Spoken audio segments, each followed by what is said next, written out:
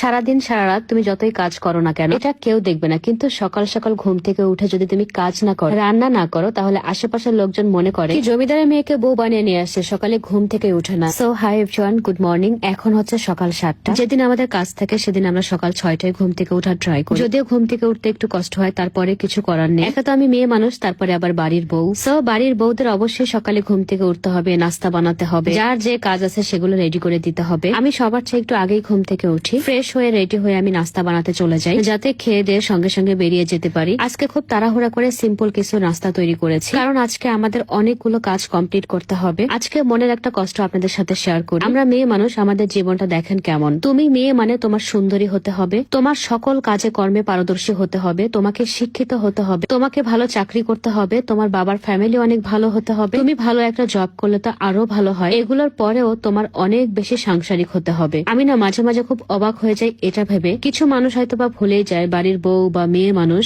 আমরাও আমাদের বাবা মার খুবই আদরে যত্নে মানুষ করা সন্তান। আমরাও আমাদের মায়ের বাড়িতে শুধুমাত্র হাত ধুয়ে এসে রেডি করা খাবার খেতাম। আপনি চাকরিওয়ালা যোগ্যতা সম্পন্ন একটা বাড়ির বউ নিয়ে আবার সেবা যত্ন খোঁজ খবর একটা বেকার মেয়ের মতো আশা করবেন, এই ব্যাপারটা একটু বেশি স্বার্থপরতা হয়ে যায়, তাই না বলেন? আপনারা অনেক ফ্যামিলিতে আবার দেখবেন যে বউটা একটু নিয়েছে সাংসারিক দেখে, মানে কাজের লোক রাখা দরকার নাই, বাড়িতে যে বউটা আছে সেই সারাদিন গাধার মতো খেটে কাজ করবে, শ্বশুর শাশুড়ির সেবা করবে, জামাইয়ের সেবা করবে, তারপরে আবার এদের মনে মনে চাহিদা থাকে যে আমাদের বউটা যদি একটু ইনকাম করতে পারে। গতকাল আমি আপনাদের সাথে একটা ভিডিও শেয়ার করেছিলাম, সেখানে আমার হাজবেন্ড আমাকে একটা ডায়মন্ডের আংটি কিনে দিয়েছে, এছাড়াও ভিডিওতে আমাকে আরো কিছু গিফট করেছে। এটা দেখে কয়েকটা ভাইয়া কমেন্ট করেছে মেয়েটা ছেলেটাকে বিয়ে করে একদম ছেলের পরিবার থেকে আলাদা করে দিয়ে এখন স্বামী স্ত্রী দুইজন মিলে সংসার করে। আমার কথা হচ্ছে, আমি আমার জামাইয়ের সাথে সংসার করবো নাকি অন্য মানুষের সাথে সংসার করবো? আর আমার জামাই আমারে গিফট করবে না তো কি আপনার বউকে গিফট করবে? আমার বিয়ের প্রোগ্রাম এখনো হয়নি, আমার শ্বশুর বাড়িতে আমি এখনো যাইনি। ঢাকাতে আমি বিজনেস করি, আমার হাজবেন্ড বিজনেস করে। যেহেতু আমরা বিবাহিত, আলাদা আলাদা বাসায় না থেকে আমরা এক বাসায় থেকে যে যার মতো কাজ করি। আর আমার বাপের বাড়ি থেকে শ্বশুর বাড়ি থেকে যখন যে আত্মীয় স্বজন আসে, আমি সবার সাথে ভিডিও শেয়ার করার ট্রাই করি। আপনার মতো সস্তা চিন্তা ভাবনা আমি করলে মেয়ালা বড় লোক দেখে একটা বিয়ে করতে, তারপরে আমার জামাই ইনকাম করতো, আমি শুধু পায়ের উপর পা তুলে বসে বসে খাইতাম। আমি একটা মেয়ে মানুষ, বিয়ের পরও কিভাবে স্ট্রাগল করে, এটা আপনার চোখে পড়ে না?